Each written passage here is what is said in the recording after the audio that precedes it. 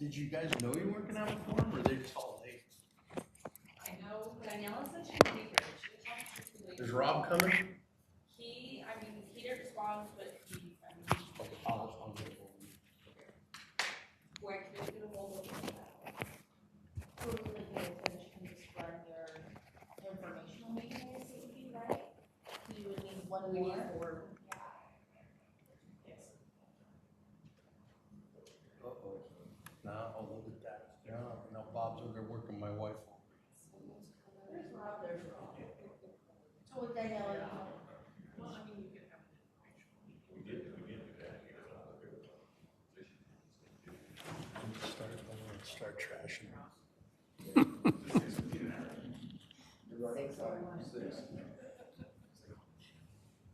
Hey, keeping people over time, starting late. I'm about ready to get unseated. I know sure not to be happy with that. So Jose and Maria are both There you go, there's your score.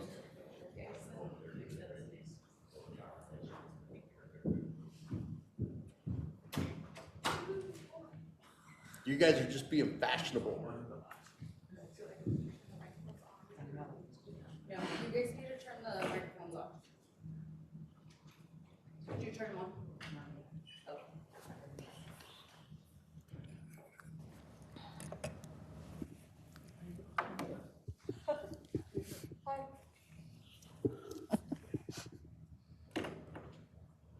We got you dinner and everything. What? No boss, you already, aren't you? No, never.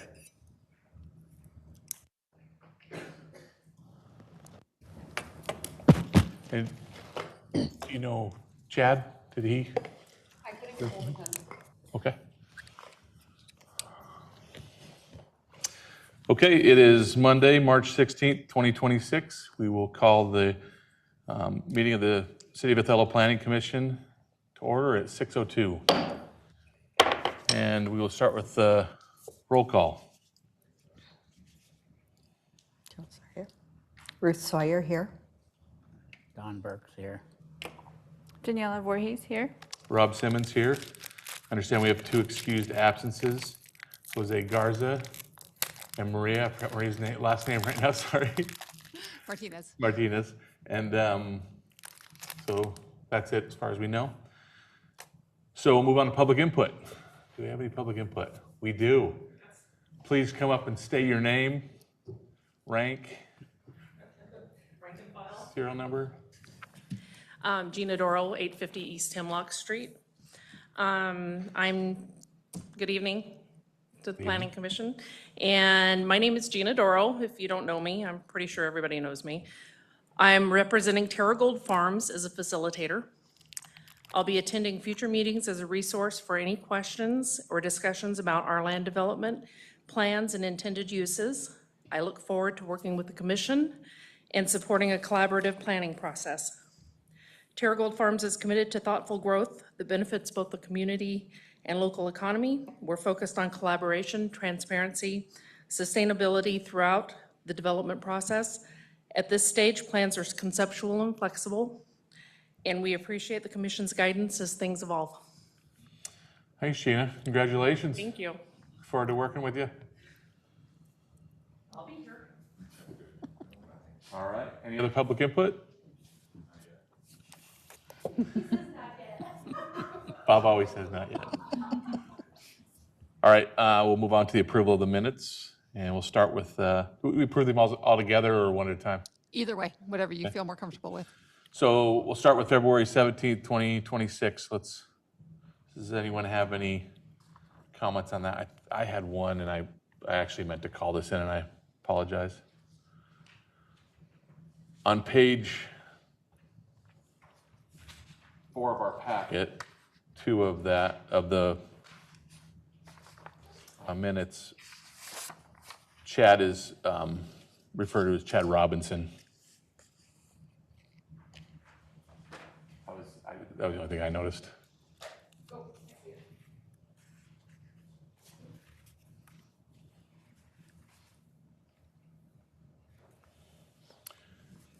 Anything else that anyone noticed on that?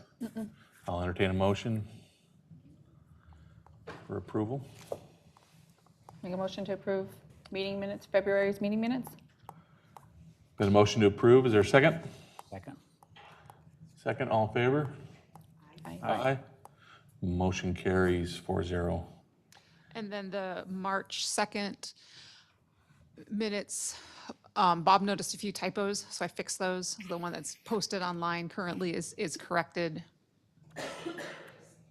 Okay. typos that. Okay. Didn't So change March the meeting. 2nd, 2026 special meeting. I'll entertain a motion for approval of those minutes. I'll make the motion to approve the minutes. Motion to approve. Is there a second? Second. Second, all in favor? Aye. Aye. Opposed? Motion carries 4-0. So next item is comprehensive plan update, goals and policies. And I'll let you kind of explain what you're hoping for from us on this. Sure. So we are going to start looking at the goals and policies, looking at some that maybe need some discussion. Rather than, there were some that were really straightforward, so we weren't really going to discuss those at this point, just the ones that need more discussion. And so tonight we have with us our consultant from SCJ Alliance, Aaron, and I'm not forgetting your last name, I'm sorry. There we go. So let Aaron introduce himself and we'll just get started. All right, thank you. Okay. Nice to meet you all. I'm Aaron Merkar, a planner with SCJ Alliance, and I've been working with Anne to get the comprehensive plan process going. So I'm looking forward to working with you guys tonight and talking through some of these goals and policies. I know you've already been hard at work on the vision statement work that we've sent your way, and then also you've looked through the survey, correct? So appreciate all of your feedback. Tonight we wanted to focus on start getting going on the goals and policies section of the comp plan. One of the things that we want to do with this comp plan is provide a more consolidated goal and policy framework, something that's a lot more straightforward, give you something to reference all in one place. So a thing we've done with other communities is put all of the goals in like a matrix table and all of the policies in a matrix table. They cross-reference each other, and then they also indicate which element they're a part of, which elements they relate to. So you can have goals and policies that relate to different elements because often there's crossover. So the way we started going about this is we started with the current comp plan and dissected all of the goals and policies that are currently in there and put them in a table on their own. And we went through them and identified which ones, okay, these ones were pretty confident, are straightforward, are pretty clear, either that they need to stay or go. But there were some in there that we wanted to make sure we brought up for further discussion before we really decide on which direction to go with those. So that is the table that you're seeing before you tonight. We have a few pages worth, and hoping to just go through those one by one. I believe, share my screen, and I will just take our notes. And what I'm hoping for tonight is I don't want to necessarily wordsmith all of the goals and policies, but I want to understand what you guys are feeling about, how you're feeling about the general content and idea of these goals and policies so that we can know how to move forward. I think this is just the first step, so if we don't get through all of it tonight, or if we don't get the exact wording tonight, we can always work on that more another time. Any questions before we get started? So you're wanting us to decide if some of these statements we think don't even need to be in the goals and policies? Yeah. Some need to be reworded? Yep, I think I think some of them, if they're still relevant, then we can keep them or change them. Or if some of them are just not relevant anymore, we can just get rid of them. And they're from the current comprehensive these are all plan that was done in Excerpted. Yep. 2015? That what it was? Yep. Okay. Correct. Maybe we'll go through this, but I was wanting to, and you touched on that a little bit about goals and policies. Some of them I felt were more like policies than a goal, so I don't know if there was like a header of a goal and then policies to go with that goal. Because you said there was a matrix and they kind of go into, Right. Yeah. So there's a little bit of a blur, like, is this a policy or is this a goal? Exactly. Well, and I think that's one of the issues with the way the current plan is set up is some of these are phrased as a goal or policy, but they're, it's phrased as a goal, but it says it's a policy or something like that. So we'll make sure it's really clear. I think the way that it's currently set up is here's the goal and then here's all the policies that go with that goal. And the way because there's a lot of crossover and repetition, we were thinking if we had, here's our list of goals and here's our list of policies, then we could kind of cross-reference those policies into those goals. So while it might not be the exact same format, we would make it clear which ones are goals and policies. So I think right now, I don't know if that's what we need to determine tonight. I think we're more on, are these ideas and themes still good? Applicable. Yeah. Okay, so And we're live. Okay, cool. Yes. do you want me to read each one, Ann, and then discussion, or do we need to even read them? Do we just go right into the first one, or?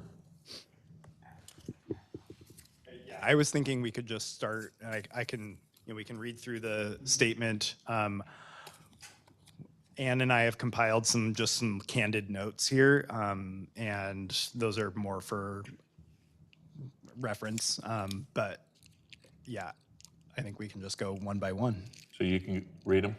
Perfect, that's even Okay. better. I'm gonna eat over here. I'm just kidding. Any other questions before we get started? No. Okay. There's Yes. one. Have we settled on a vision? No, Okay. we have notes. The first one kind of complicated. Well, but I mean, can't you think about that in the abstract once you have a vision? Yeah. Oh, I yeah. mean, Yeah. So yeah, our idea, and just an update on the vision, because I know you guys worked through that just a couple weeks ago. So our idea was to turn that into some draft language and provide that back to you, and we bring it back at one of these meetings for us to walk through together. So you will be seeing more of that. All right. Yep. So the first one, the City of Othello vision should be revisited regularly as new council members join the city council. Just some, we wanted to make this a little bit more clear and straightforward and say, okay, not just as council members join. A thought is this vision statement and the comp plan in general is something that represents the community. So I think having it read as though council members are coming in and able to change the vision of the community, I think it needs to be more of a group-wide decision, and should follow some sort of pattern rather than just when new council members come on the council. But wanted to get your thoughts on that, especially since we have some council members here. I think periodically Yeah. would work. It's just my 2 cents. What would drive it? Because periodically is, or Yes. even every few years is very open to interpretation. So Correct. what do cities, municipalities typically do? What if you did it with every election revisited with, because then there would be an election every 2 years.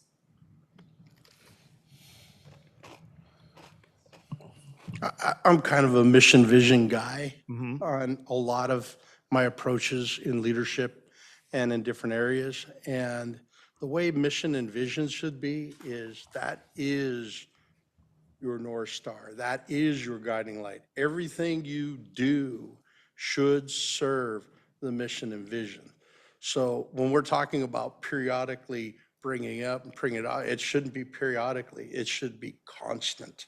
It should be when somebody brings a policy, when somebody brings a code, it should fit within that mission and that vision. That's how true strategic planning and accomplishment happens. So it should be a constant living aspect of everything we do. And if we make a good one, that's what we'll get out of it. So Chris, you're thinking revisit means to just look at it I think we should and have pay one. attention to it. In my mind, I was thinking revisit, like rethink if it should be changed. So maybe we're looking at two different ways. I totally understand what you're saying. Yeah, if you have a vision, it shouldn't be something you create it and then 10 years later go, hey, let's look at that again. Yeah.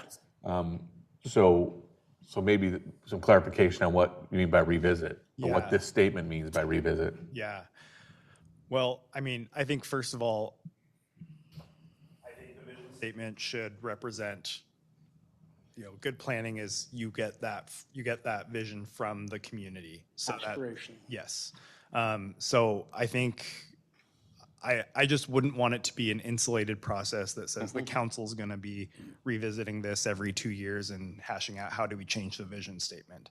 It should be a public process. So I guess, I think it could be something that's up for, you can kind of change and evolve as needs come up, but you should also say, okay, well, if nothing's come up for a few years, maybe it's time we, look at this. So I think it can be a little bit more flexible, and I almost wondered about if it should even be considered like a goal or policy, because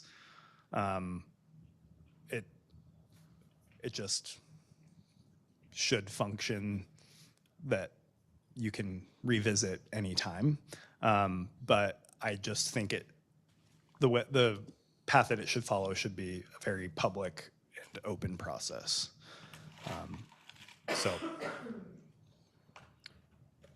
So, I mean, revisit regularly or periodically makes sense to me.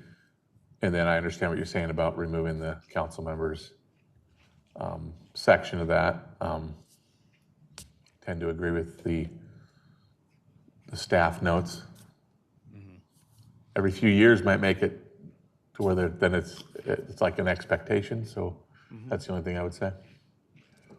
Well, and I think it could be, I think it could be as easy as revisit at a council meeting and say, nope, still good. So it doesn't have to be, a big process, but. Yeah. Jeannie, you had something you want to say? You probably have to get a mic though. I just was gonna say that, Up to the mic. Newbie. thank you. I was just gonna say that, I think that what you guys are talking about is really good, but I think that you do need to have some kind of set time on that. If nothing comes up, a set time to revisit, because unfortunately what happens is if there is no set time, it just gets shunted to the side and nobody revisits it. And then all of a sudden you're 30 years later going, oh my God, we've not looked at this for 30 years. Yeah. Which is why I think maybe every time an election is ran, it should come up again. So then you're saying every 2 years. I don't see why not. So if you're using good corporate practice, you look at this as like it's your strategic plan. How long do you want that strategic plan to last for? How currently you guys are making a comprehensive plan, which is a 10-year plan, correct? Yeah, it's a 20-year plan. But 20-year plan, but repeat.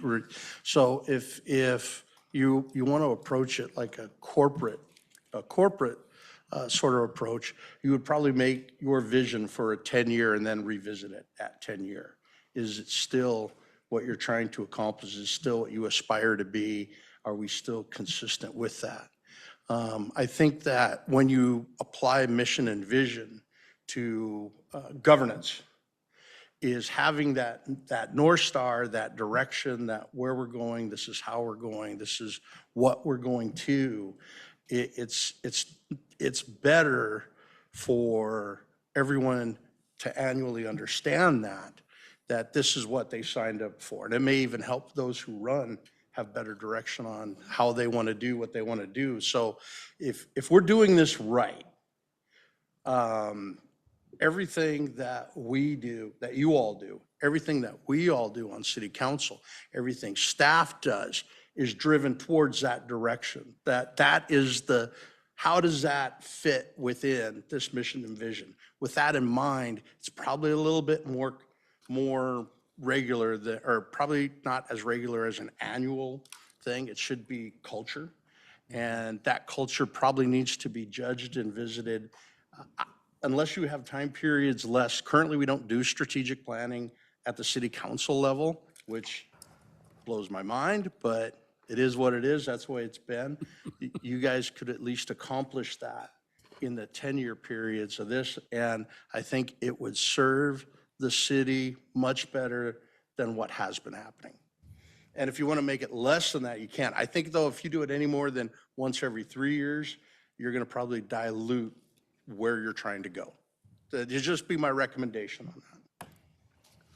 Okay, so we've had several recommendations. What do you guys think? Every 2 years works good. Either or works, periodically, annually, every 2 years. If you want to get rid of the council members, then I wouldn't say every election. I would just keep it at, like she said, a set time annually. Or You could kind of roll them together and say it's revisited regularly at least every 2 years. Right? So you can look at it more often if you want to, but at least every couple of years. So even if it's not with an election cycle, if you do it every couple of years, you're going to capture whoever's on the council at the time. How do we feel about that? Want to get with that? Okay. Yeah, okay. But yeah, I understand what you're saying. I think in general, we want this to be something that is culture and representative of the community. So, it shouldn't be something that can just change at a whim. It should be something that's really thought through, regardless of when and how often it's updated. So I think that's good feedback. Thank you. All right, we'll move on. Promote a service delivery system visible to users, accessible to all, and centrally located. This one's a little vague. We didn't have specific notes about it. yeah, tell me more. Big question mark. Yeah, I think in general, just from my experience working with comp plans, a lot of these older comp plans have statements like this that are just kind of broad. Basically, it says that the city is going to provide services to residents. I'm trying to read a little bit more into this one, like visible to users, accessible to all, centrally located. Those all say, transparent and efficient. But I don't know if it specifically talked about what the service delivery systems are. So I guess if I were to put a recommendation or note in this one, it would be, I think we cover this in some other Right. policies.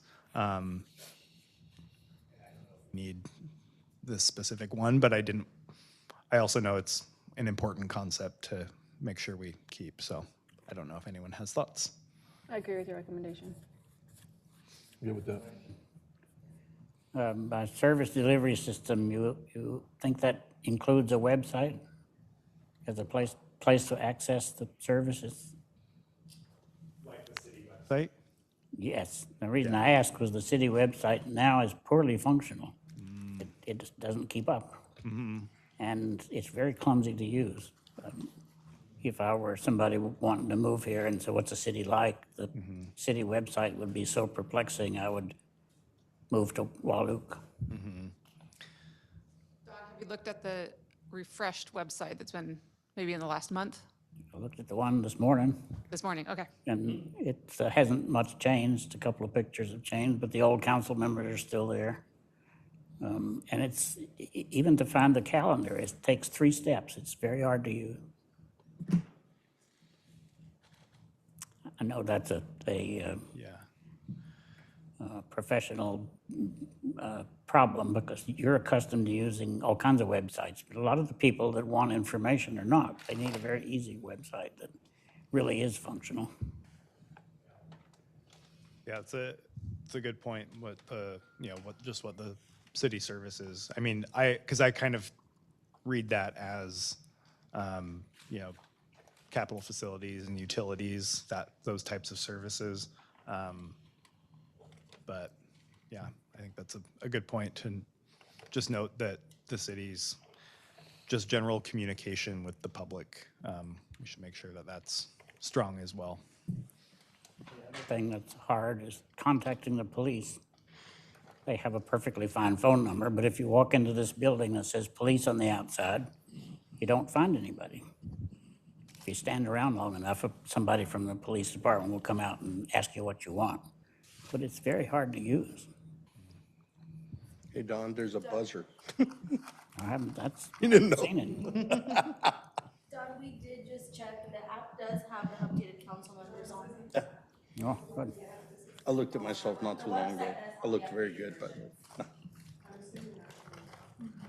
But this is more of a question if we want this as a current goal and statement. Yeah, yes.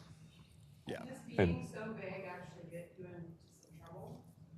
If somebody could come and say, you have this goal and you have this statement, and yet you're not providing me with a service that's visible enough for me or accessible to me, could it get you into some trouble? I don't know if this, because it's a goal and policy, I don't know if it's saying that it's not saying, oh, we do that. I mean, it is more of a goal anyway. So I don't know if it would necessarily get us in trouble, but. Chris? as written, I will just point out that this does, as you said, I think this is something that lots of cities use, and they probably use this exact language to give whoever is in charge the flexibility to deliver these services which would be consistent and effective within that community.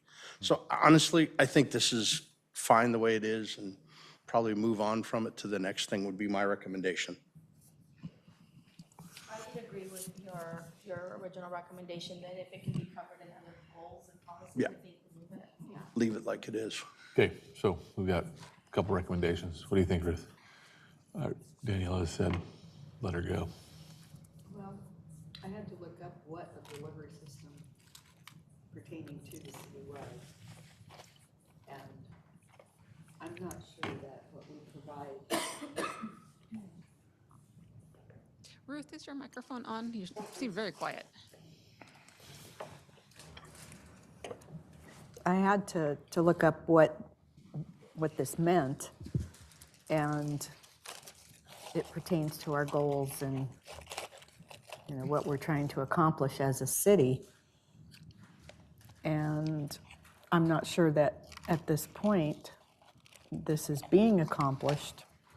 So I don't know if we need it to be this vague or more specific to what is actually going on.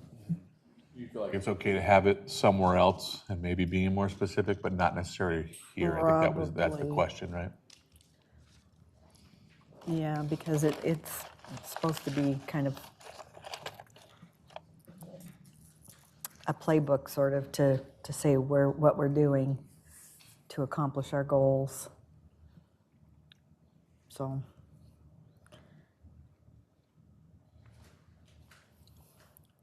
I don't know. You for leaving it or pulling it and having it somewhere else? I don't think anything has to be final tonight. I think Yeah, because it's so vague, I think it would just be more confusing to leave it in than to have it. Okay. And Dawn, your point's been noted, but are you okay with it, having it maybe be spelled out differently in a different area? Okay. It sounds like pulling that section is fine.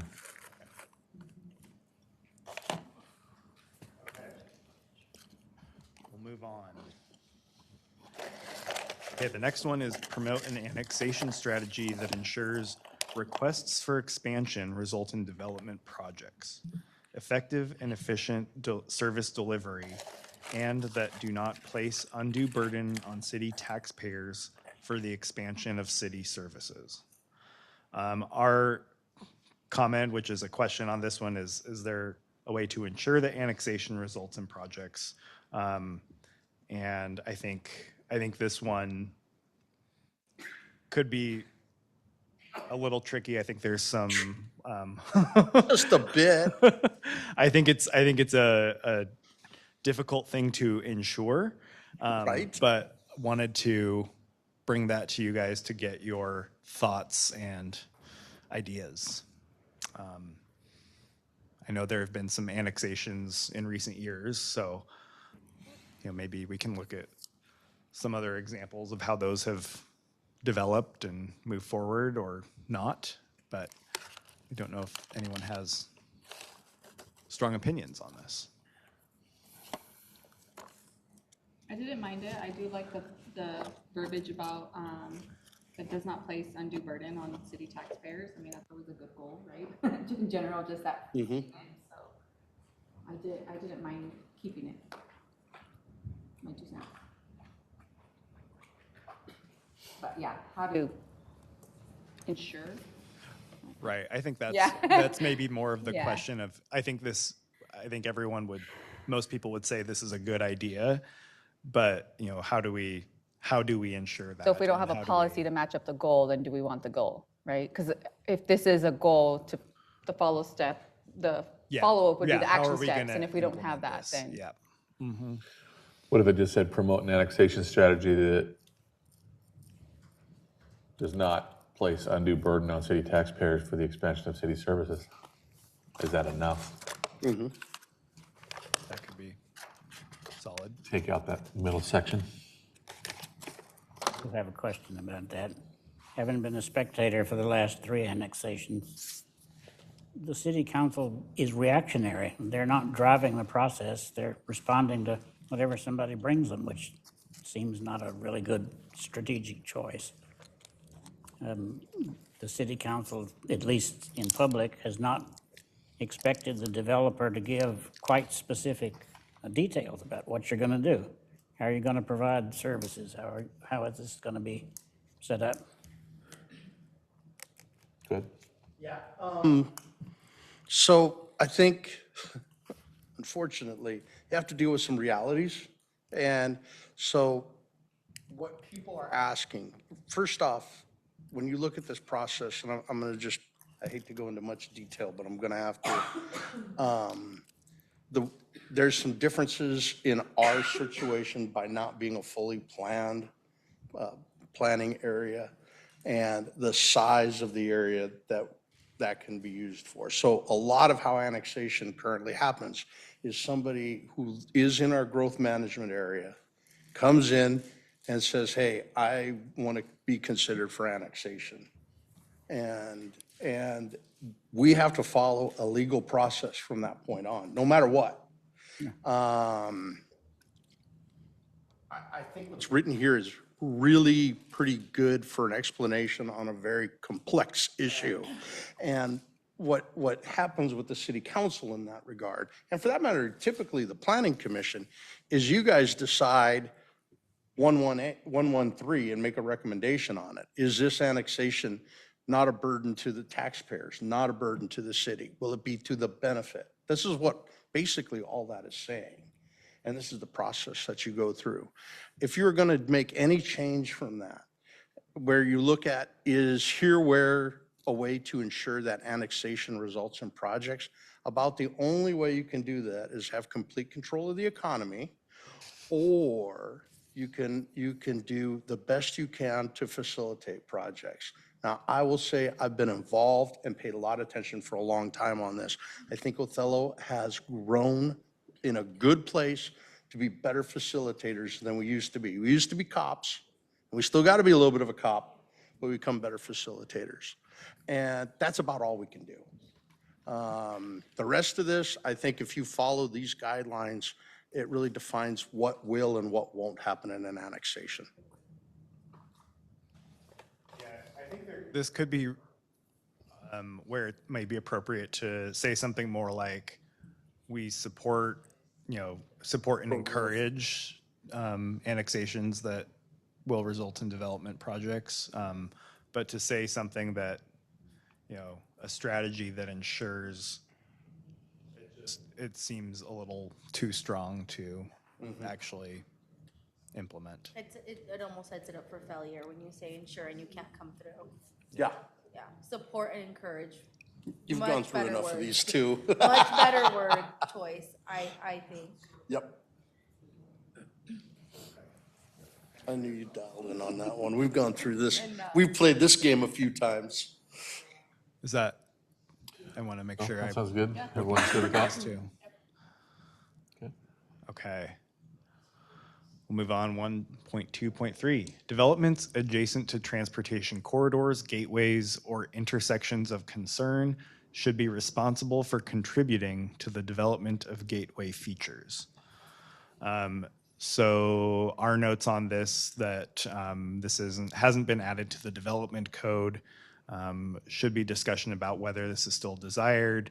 Recent direction has been to reduce development standards to make business more feasible. So this one, it does put a little bit more burden on developments to make sure there's some contribution to gateway features, which I think have benefits, but can also be a burden to new development. So just looking for discussion and some direction on how to approach this one.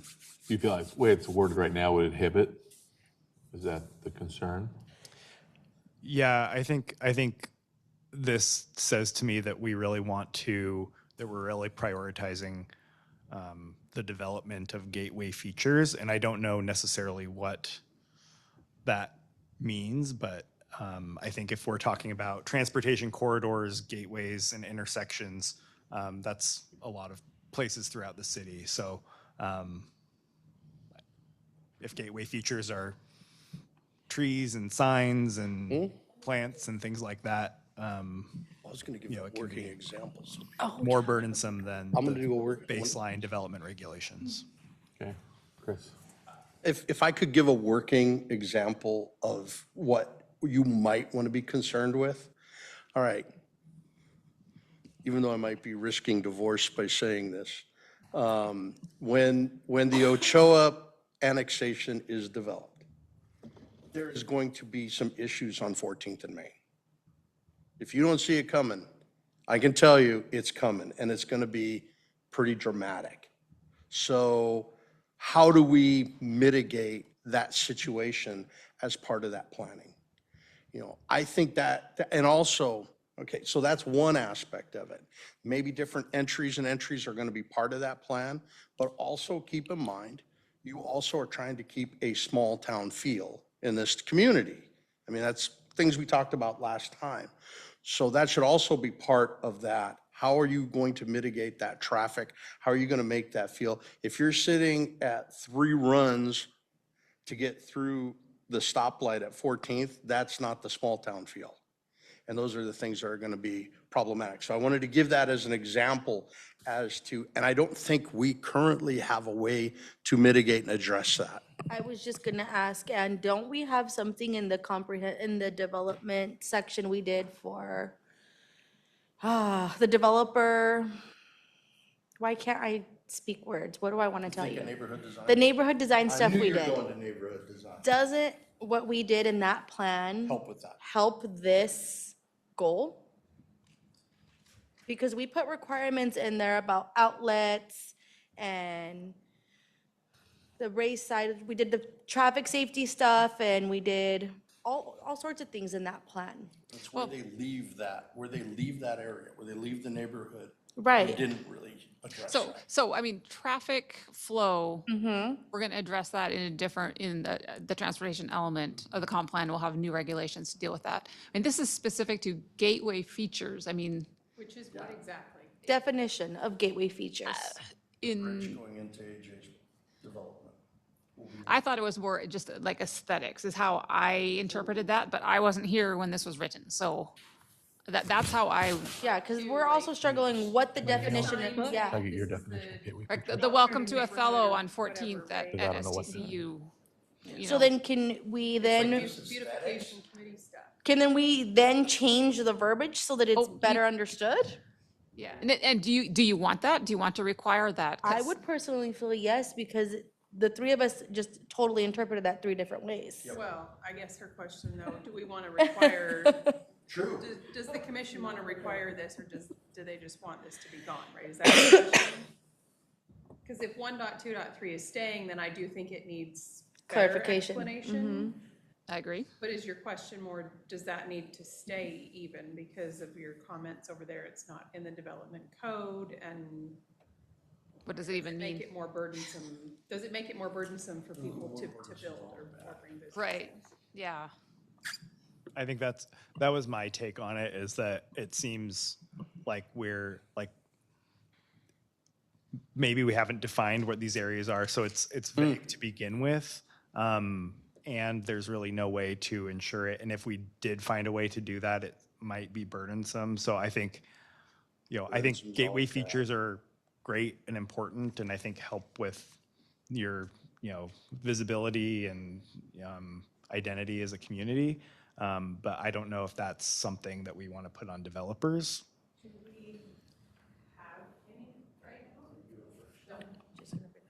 So then we're talking about new developers and new businesses coming in with a requirement that has not been here before. So it's making it more burdensome on new people That was wanting the to concern. develop. Right, because we haven't asked for that. I mean, we've got multiple new neighborhoods. I live in a new neighborhood north of Olympia, and there's nothing there saying that that's the Sand Hill Estates or whatever it is. There's nothing that says that. So.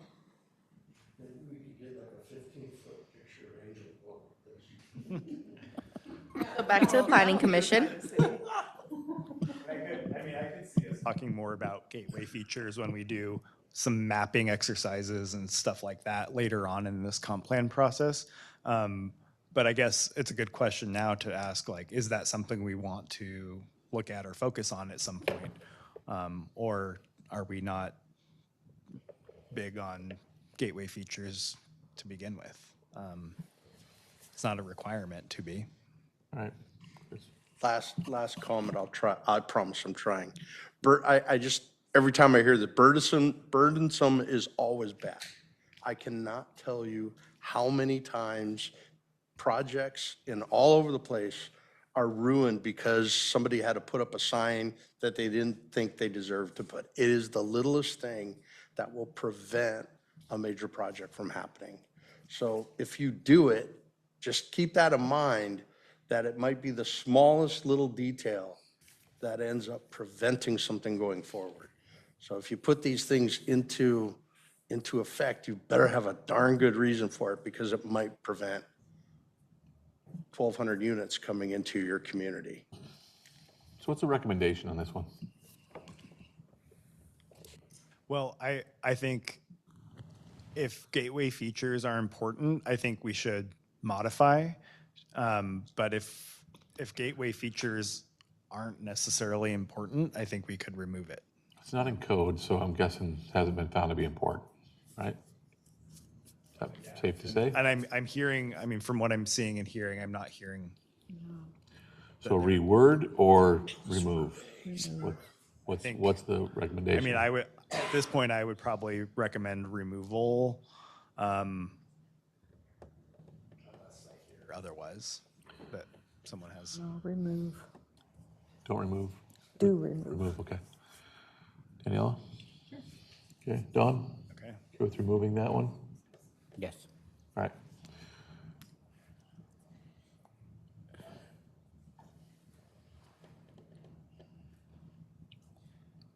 Okay. Another annexation one. Annexation areas will automatically be zoned for high density, which is R4 or as amended, high density residential unless the annexation is accompanied by land use applications and a zone change request for a specific zoning district. So zoning for annexed areas should match adopted land use designations instead of having a default. And there could be a preference for residential designations to be zone R4 unless specifically requested otherwise. So I think It's just said in a different one way, but sounded, it's more clear. It's said in a different way, but more clear, plus land use then takes priority. right. That makes sense to me. How do we feel about that one? So that one, I just had a question for Anne on this one. Is this in a policy somewhere already in our code by chance? And the only reason I'm asking is because I feel like that's what we already do. So if we're already doing it, do we want to list that again in our comprehensive plan if we already have it listed somewhere else? I just don't want it to be a lot for somebody to read and they're reading the same thing in two different areas of code. That was my question. isn't this a goal, though, that drives our planning? It should be. It's in So the I guess goal, I right? haven't been following this goal in the existing code that says we're supposed to zone everything R4 when it's annexed. I've been following the land use map that the Planning Commission and Council adopted. So is it redundant or just That's what I shows would- yeah. that- Or does it just show that our planning is following what the The goal only thing is? would be, so like the land use map just says residential. Do we want to have a preference for it should be high density, or do we want the Okay. developer to say, to have a little more say in what they want? I mean, they can always say what they want, but do we want to have it say that there's a preference, or do we want So to then leave it open? this verbiage would not be redundant. It would add on to what's already being. Depends on what you say. Okay, okay. I would just I- wanted to you don't make need sure to it say wasn't that that already. it should follow the land use map, because it just should. That doesn't even need saying. Okay, I just wanted to make sure, because I just thought that's what was already being done. So I didn't know if we had that in a code. So or we are policy doing in somewhere the second else. column, those were the notes. That's what we're actually doing. Okay. The first column is what the comp plan currently says, which we are not following. If I could, again, like you said, unfortunately, me and Alma have spent a lot of time doing all this stuff, so we probably have a lot of input here. I would recommend keeping it as is, and the reason being is having that R4 is written like that is actually when people are looking for where to do projects, where to do things, to know that we made R4 very buildable, so we could get a lot more units in there, because that's what we need. And that is attractive to developers, to know that that's okay, that they're not going to run into a roadblock if that's what they want to do. For example, Olson's, that whole thing's R4. And that's okay. I mean, nobody would probably know the difference between R4 and an R1 driving through the Olson development.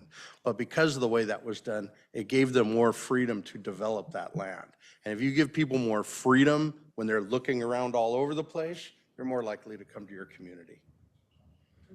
That's why I like how it's written there on that, because I think it actually promotes it. And what happens, somebody will go in there, well, I'm gonna build a little R1 here and a little R2 there and a little R4 here, and oh, I can do that. But it's the getting the attention that people have the freedom to develop that this helps. So, but I guess that would be just for the part that's designated residential. Okay, because we're not going to, if it's designated commercial, we're not going to zone it. Oh, yeah, that's R4, totally Which is different. what the current one says. Yeah. So it needs some change. So yeah, I think we either need to say residential annexation areas. I mean, if we want that, and I think, That's why that's in parentheses.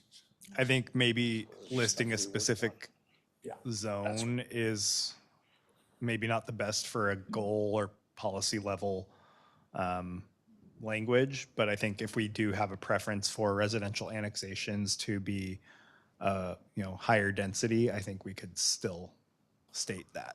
Are developers looking at our strategic plan, or are they looking at our code when they're thinking about developing? That's the question, right?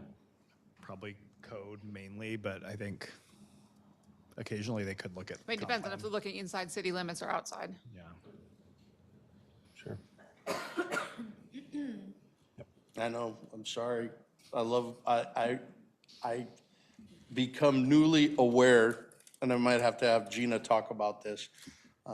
Just how you put that can really matter because, for example, the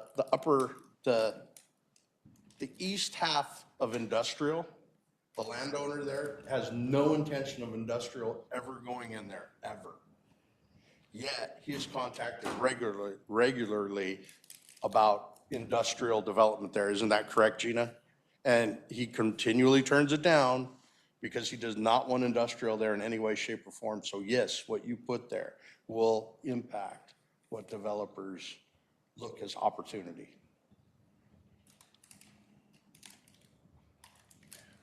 It struck me that this is actually too restrictive. We're establishing a character of the town by saying we're, by default, high density, when there's a great many people that would like to move here that they want to live in town, but they don't want to live in a high-density development. Just automatically labeling a preference for high density seems too restrictive because there is a market for developments where there are only 2 lots in an acre. If we kind of lean on high density, we've eliminated those potential developers. No, they can do whatever. Yeah, you could put They a, can do you could anything put a in those. single-family home in an R4, but you could also put a duplex or a triplex or an apartment building. So when they do a land development, a planned development, they're gonna give, so somebody's looking for a possibility. What they're gonna look for is the best opportunity to make money. Yeah.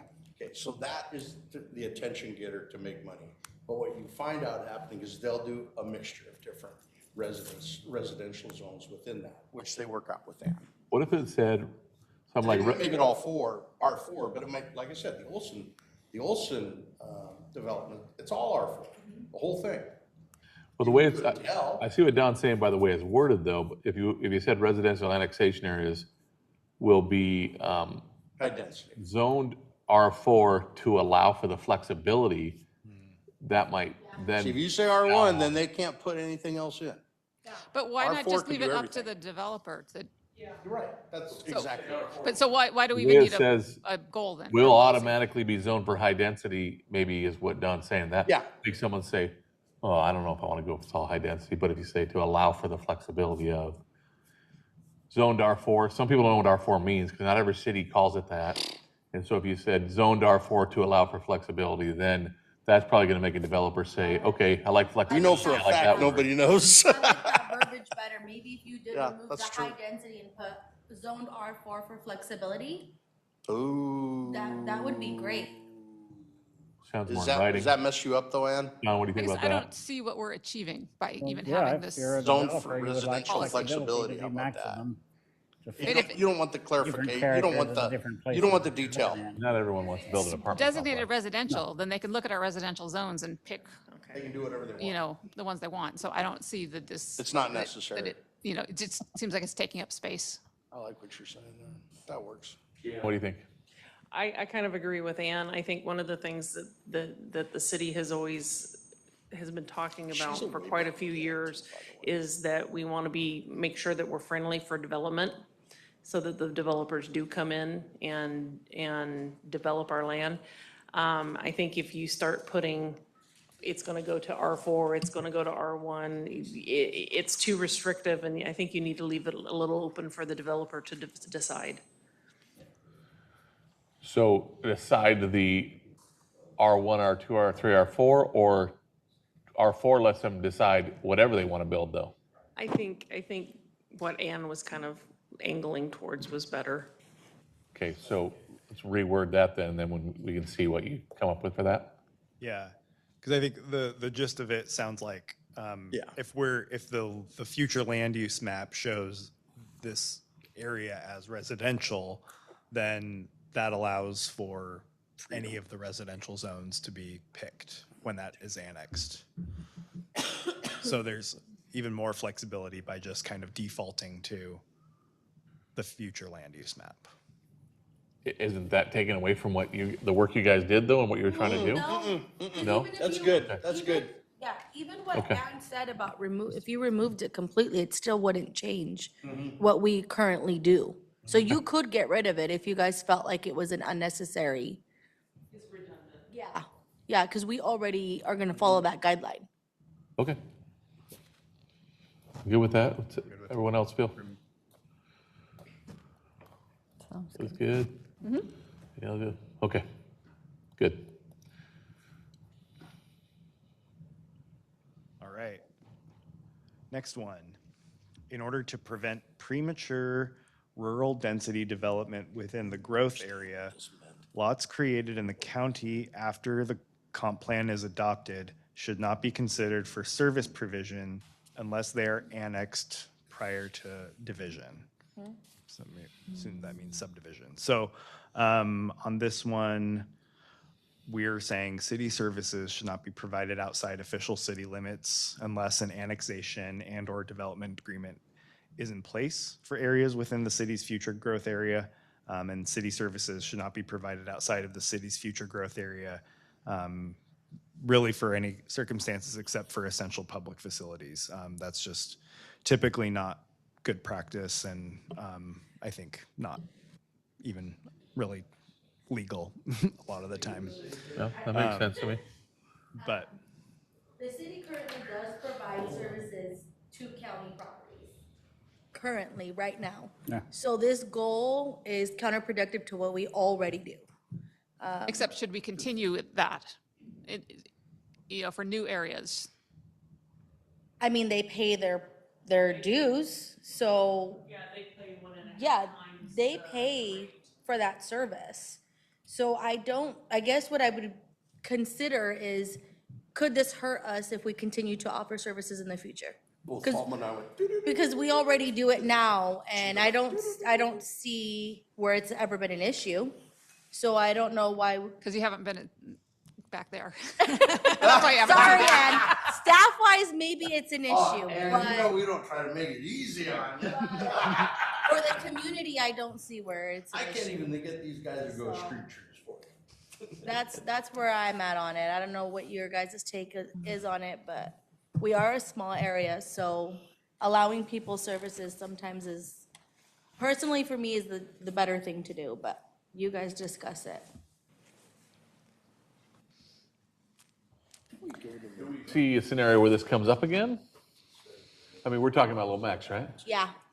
So I think that's what we have. if, So I guess I should say, we do have a policy that says we don't extend services outside the city limits without annexation. If the property is within half a mile, they have to annex. If it's more than half a mile, the city can grant permission, but there has to be an extraterritorial agreement. Outside half mile. What's that? Outside half mile we can, With an Outside, extraterritorial yes. agreement saying they will annex in the future. that they will. So there's a policy already for it. what were you gonna say, Gina?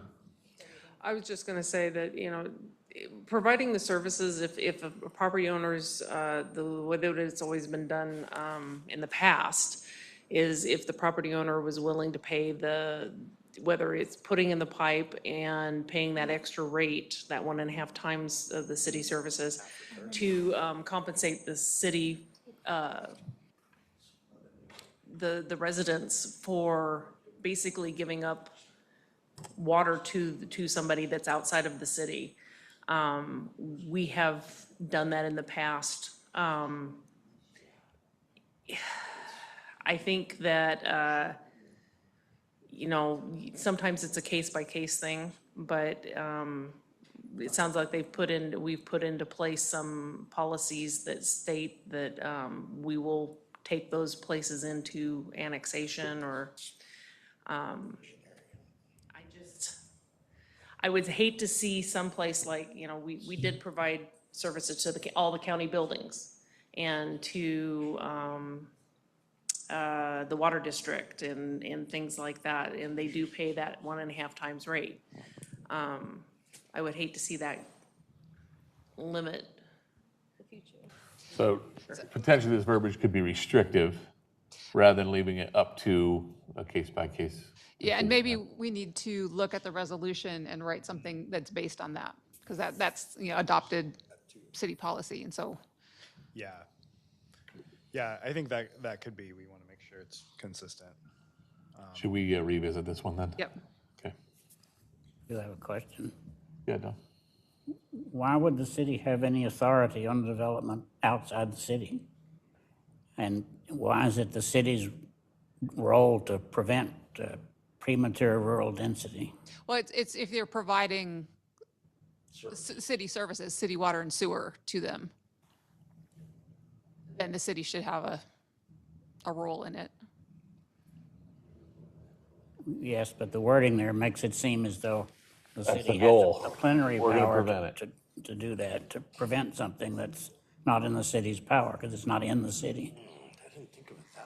So I think the idea is looking at rewording this, we just need some more research to decide how it should be reworded, because Yeah, I mean, to me, it says if someone outside city limits were to seek city services to be extended to their property, that would, they would need to have some sort of agreement. So, The reason I ask that is that I have seen developments where outside the city, a reasonably high-density property gets developed with their own water system and septic tanks instead of the sewer system. If that happens, it's nearly impossible to later put them into a city because the homeowners would say, no, I don't want to do that. right. And here, it involves a water issue about the water usage by people that are outside the city, pulling out of a city aquifer. And so I do think this one, I mean, when I see prevent premature rural density development, it says to me if we're providing services to areas in the county, those areas might develop at more of a county level density. Whereas if there are areas that we might want to annex in the future, if they get developed at a lower density, then it's going to be a lot harder later on to change that and to bring them into higher density, more efficient city service use. How do you approach a developer that says, we're not ready to be in the city, but we want a contract with the city to provide water and sewer services in the meantime for the next 20 years until we are in the city? As a developer, it will take just as much money to do that as it will to develop the systems independently. Yeah.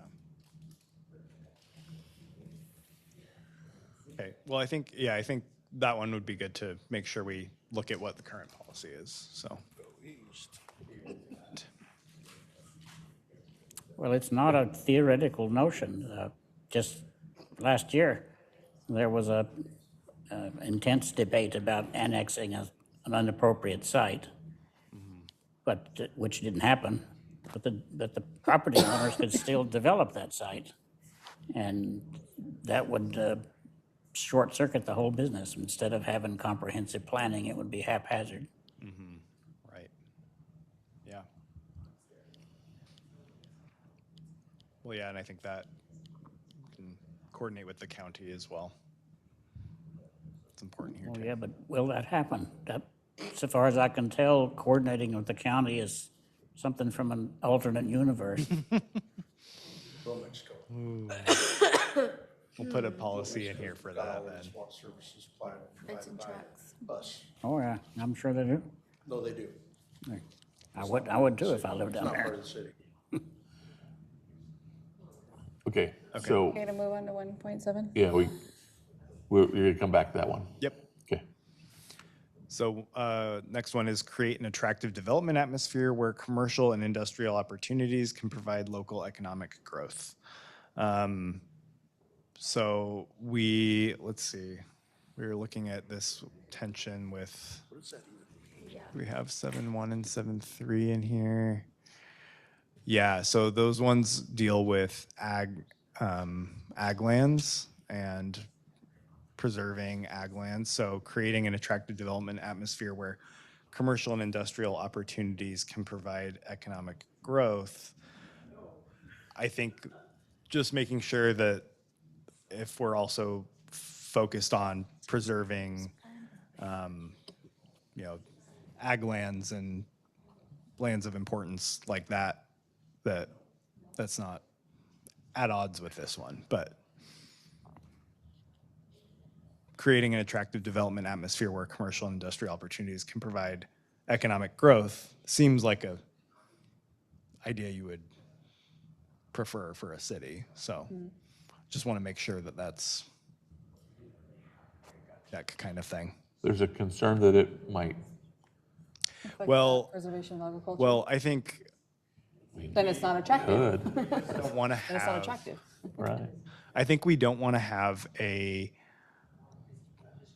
policy here that says we're going to really provide for, you know, like let's attract commercial and industrial development, and then another policy elsewhere that says we're going to preserve ag lands and really So be, instead of you know, create, it's a different word.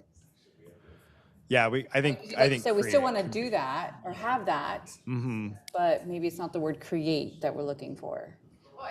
The way that we resolve that tension is that if it's agricultural land and should continue to be agriculture, then it shouldn't be in the city and it shouldn't be in our growth area. I think that's the simple way that you resolve that.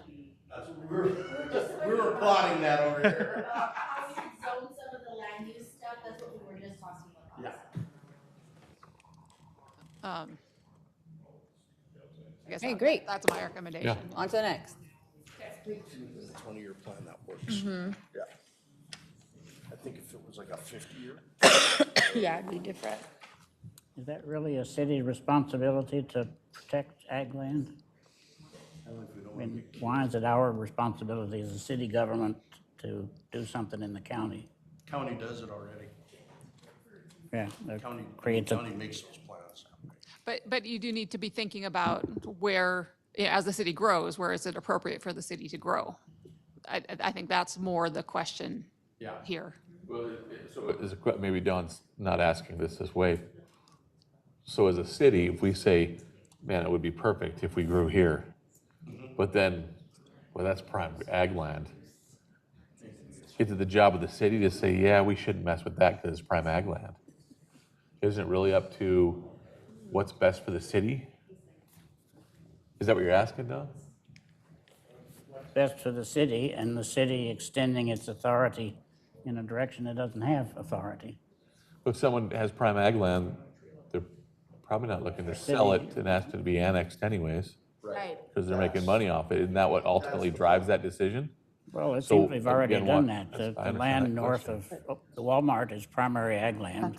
That's the We didn't have any terrible, problem isn't it? annexing Across that. from Walmart, But that was the That's all. owner's decision. and that's, I think, Also, Class yeah, 6 not ground. prime. Yeah, But- we can't tell the Talked owner about not that to the other sell day, and I it think it's and not. develop on it. Trying to understand it anyway, but anyway. Kind of what I was asking, why is it the It's got city's pockets responsibility that to aren't, take but it's any mostly position Class about 6, land outside the city? I believe. Because if you're saying it's within your growth area and that it's okay for the city to expand there, then you're putting development pressure on that land. And so if there's land that shouldn't be developed, that should stay farming, like the true prime agriculture, then that shouldn't even ever be considered to be a possible part of the city in the future, We are. No, I can see that that. as well. It's where should the city grow is what you should be looking at, and that plays a role, but you definitely want to. Part of the-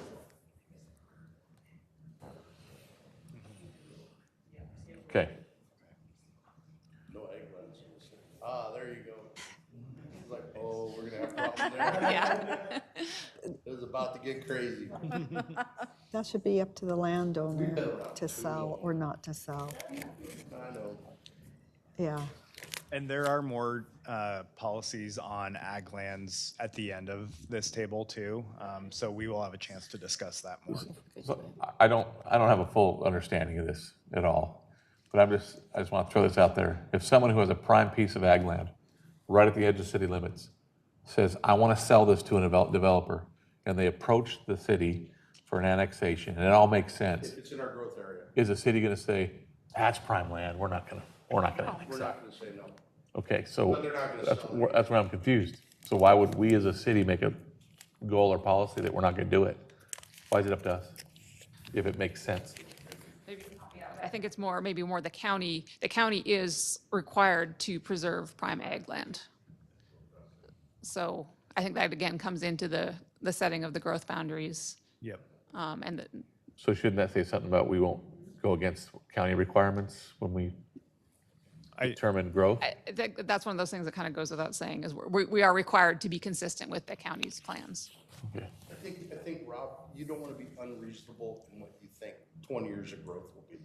Like, if you think 20 years of growth is from here to Warden, that might be unreasonable.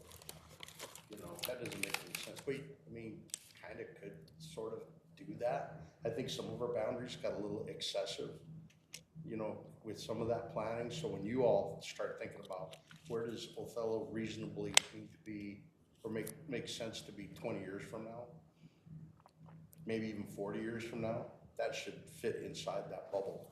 And if you go outside that bubble, why are you going outside that bubble? And what are you risking there? To me, That's where that it's I all- get what you're saying, but that, to me, that has nothing to do with what is prime ag land. Yeah. Well, all right, so keep in mind, like me and Alma were just talking about this. We went through this discussion. Prime ag land is right now worth a lot more money as prime ag land than residential. I mean, so that's why it doesn't change over. I can't say that's going to stay that way forever. And then if we're too restrictive in that growth plan, that becomes problematic in its own. I agree. So it's better to be. This seems like it's trying to make it be restrictive. Reasonable in your planning, and it won't be an issue. Does that make sense? I think sometimes we haven't been always completely reasonable, and that's how you end up with this annexation way out here. That doesn't make sense with the contiguity. Okay. Yeah, of the city. And I hear what you're saying, Rob, about it sounding like it's restrictive, but the county is gonna have to preserve that land regardless. So we're just gonna follow suit with them by leaving that the way that it is. Ain't that right, Bob? Are we, oh, good, Bob agreed, so. Yeah, and I do think, I'll understand better later. No.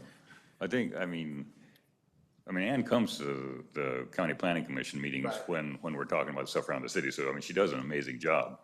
But I think that the way we have it right now, the map I have is everything on the west side of Highway 17 is not prime ag.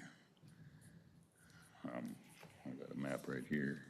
But I thought that one on the other side of Schmidt's was. Oh, here it is. Yeah, you have to go across Highway 17 to get to prime ag, unless you go farther north or way far south, but, so I don't think prime ag is a big deal right now. Because I think that it depends. I think that prime ag can go to residential. I think the price is there. But you want to preserve ag. I think if you look at the whole area from Grand Coulee Dam all the way to Pasco, all the irrigation stuff in there, I think you lose like 1,000 acres a year coming out of agriculture. So, you want to preserve it, but by the same token, you got to have a place to grow. So I have a question. I don't really understand how 1.7 is in tension with the agriculture ones that are way further down in 7. Because if you read that statement, we do want to create a development atmosphere where commercial and industrial opportunities can grow. So, yes, not onto prime ag land, but like you just said, that's not right here anyway. So I guess I don't really understand the tension. yeah. Well, I think that's kind of where I was seeing this going, is I think the ag land stuff is definitely something we'll get to and talk about. But I think it goes a little bit deeper than what this policy is saying.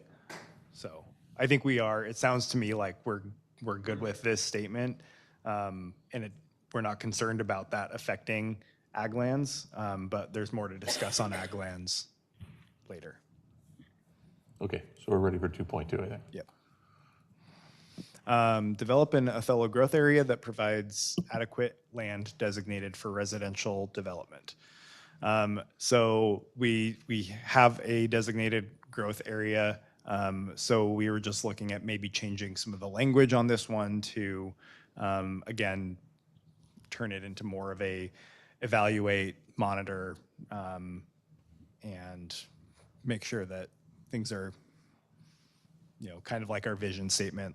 We're still happy with it, rather than develop an Othello growth area that provides adequate land. So just looking at changing that to, so I don't know if that's something, when we do the comp plan, we look at the growth area, the growth map, and we'll do that together at some point, look at the maps together. But I don't know if that's something that we want to have as a goal or policy to amend, or if this was more of a statement that, I think the hard thing is we don't know what the original intent of this statement was, but maybe it's just to say that let's keep enough land to be able to have enough residential development growth opportunity.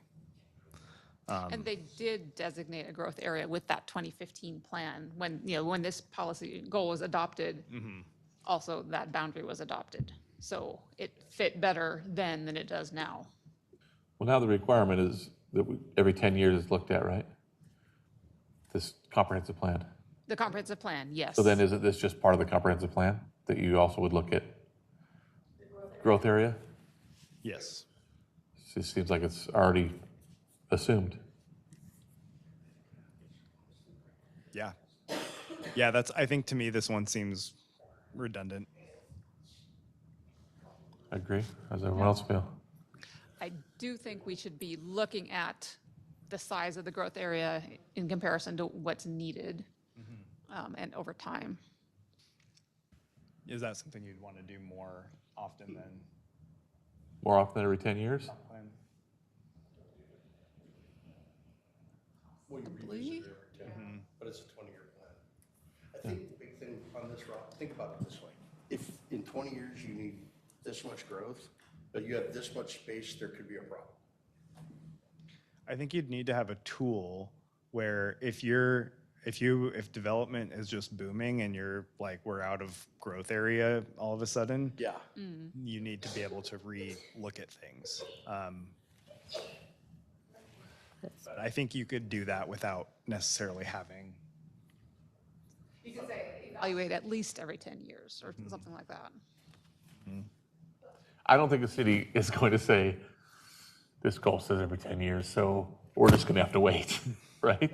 I mean, it's going to happen. Yeah. Do you think 10 years is almost too long, Ann? Because this was done in 2015 and we're looking at it now. And it's just readopted. And And our growth area is already bigger than what we have annexed, right? so should it be looked at a little more than 10 years? I mean, No, I'm saying, isn't our growth area already bigger than our annexation right now? So it's been over 10 years and it's not an issue. And I think if you did say 10 years or less, then you've covered it. Because he just readopted what was already. Yeah. Or at That's least all every they did. 10 years. That makes sense. I think that's all they've Yeah. done for about 25. We're doing it. This is part of what we're doing, right? I kind of feel like we're beating a dead horse here. No, you're right. But that's how that happened. We're all right on this. We didn't really use it. yeah, we all got to the same place. So, So maybe evaluate at least every 10 years, more often as needed. sure, I like that. as required by the state. Okay, that was page 1 in our reporter. Minimize the impacts to existing infrastructure by requiring developments to add a minimal number of taps into city mains. Our thoughts were that this was a little too vague to enforce, unclear, suggesting removing or significantly clarifying. And I think, Anne, you might have more experience with this one particularly. I don't know what they were trying to accomplish.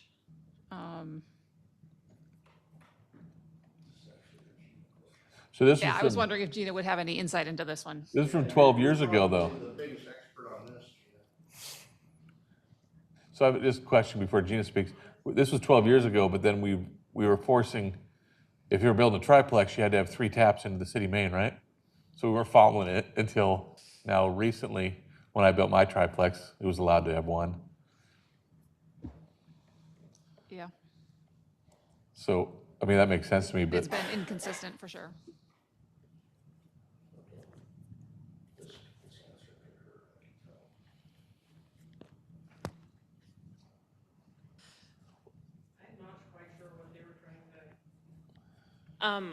About the only thing I can think of is, like Rob said, is that, they're minimizing the number of taps, so you wouldn't have like a water service for each individual part of a triplex. You'd have one going in and then that gets split, but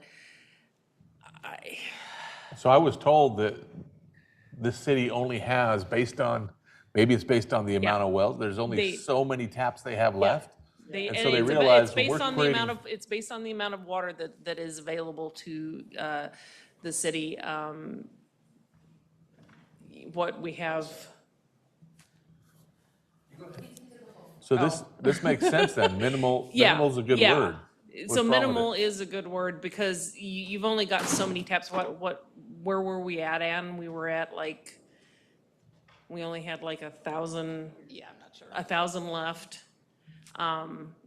Before we, unless we add in, as we're going along, unless the water plant gets added, then we'll have more taps available. But right now, we have a finite number of taps available based on the amount of water that's available Yeah, to the that's what I city. said too. So I think that might be where that was going, is just making it. So what's wrong with the wording, Ann? I feel like minimal is a good word to have to try to preserve our ability to grow. And I have a question on this, and so when we did the ADUs, they have to have their own water meter, they have to be Not tapped anymore. in. Not anymore? Okay, that's where I was going, because I was saying, if we leave this the way that it is it gonna contradict what we had to do with ADUs? So then that's been fixed. It's actually not fixed in the code, but by policy, we don't require a separate water meter because of the limited number we have left. So then, does the code need to be The code should be- updated? The code should be fixed, but I'm not eager to bring ADUs to the council to discuss. Well, it's not like we can get rid of them, right? They're there to stay. But I mean, I'm just saying, because when I went back and looked at it just recently, they require their own tap. So when developers are looking, they're gonna go off of what's in the code. And so then this doesn't match code, and then, okay, I was just confused. I just wanted to clarify. There is a problem. I there, would yeah. say Okay, that this thank is you. probably, keeping minimal is probably a good thing because of the finite number of taps you have. Because until you have that water treatment facility that it will give us a huge number of hookups, you're kind of limited. So that might be something you want to keep at least until you get that water treatment plant. Maybe we can just reword it so that it's more understandable. Okay. So do we want to come back with wording on that? Yeah. I mean, it's understandable to me, but obviously it wasn't followed, so it doesn't really matter if it's not followed. So I guess to say one thing is that goals and policies are kind of the framework, and then the regulation should come from that. So there's no enforcement authority in goals and policies. It has to be translated into regulations. So And minimal is, I understand what you're saying. Someone might say, well, yeah, there should be minimally 1 per unit of that fourplex that's being built. And so I get that part of it. So clarifying it Yeah. sounds fine, but you would have to get very specific. Yeah, and we can discuss that more. I wonder if it's more of a code issue and we say, we want to minimize impacts to infrastructure, like that's a fine policy statement. and that is actually the overriding goal of that one, is minimize the impact to existing city infrastructure and facilities. Okay. And then this was a policy under that. Okay. But yes, we can revisit that one. Okay. The next one is explore the option of providing industrial wastewater services by the city or in partnership with other entities. Connected to 5.1.6. Oh yeah, that one's about independent water and wastewater systems to serve Othello industrial development areas. Yeah, I don't know. Are there any initial thoughts on this or other context? I feel like this goal lines up with kind of what is already and currently being done, and I think it would be a good goal to keep, because then it would align with what's kind of the current process.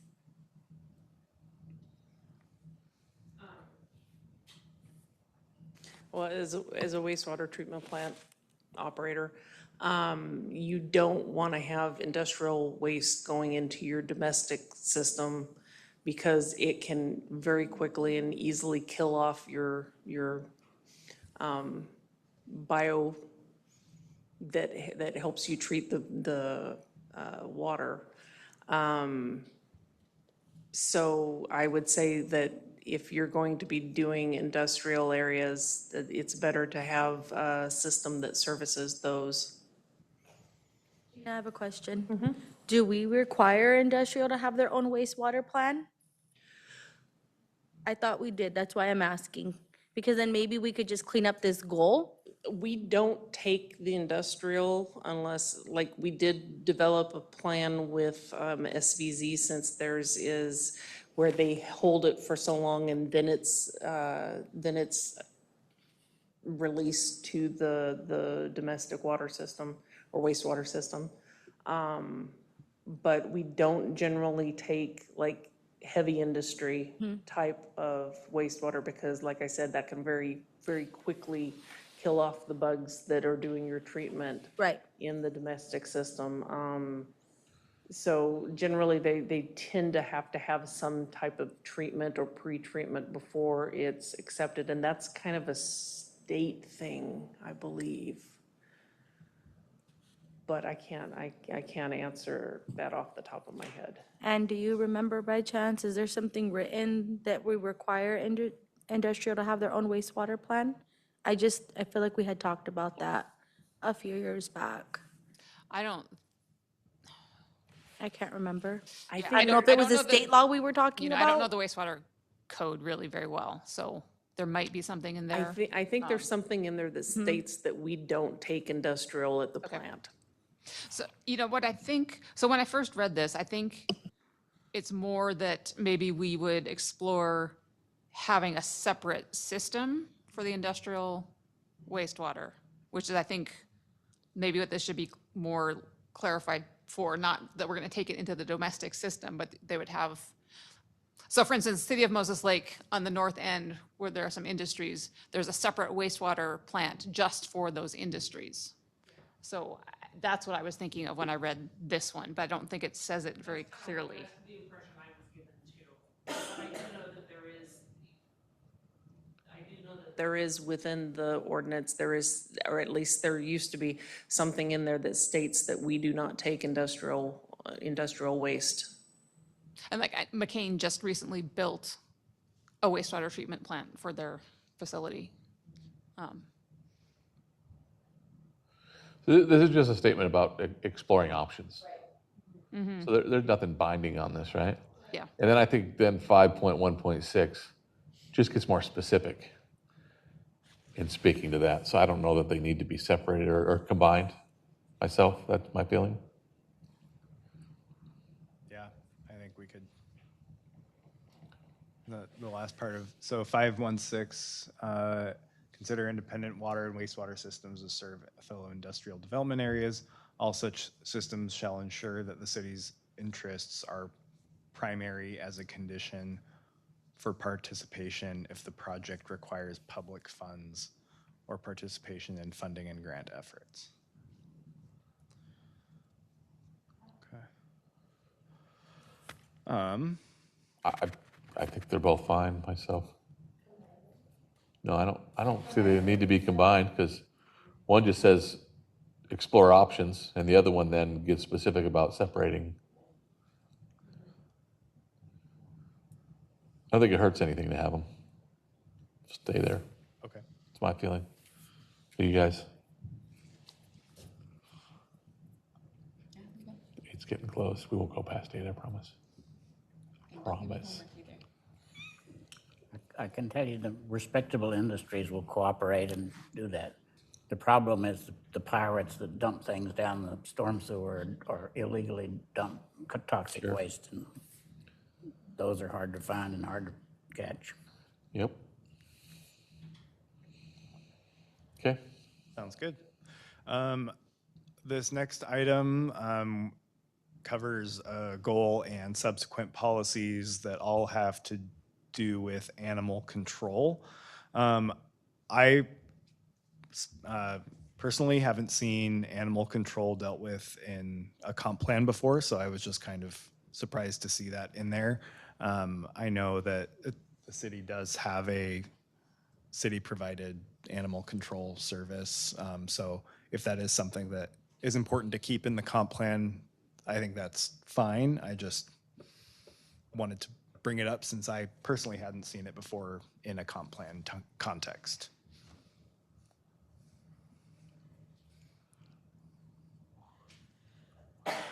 It's Go ahead, important Alma. to this group. No, go ahead. I'll let you tackle this one first.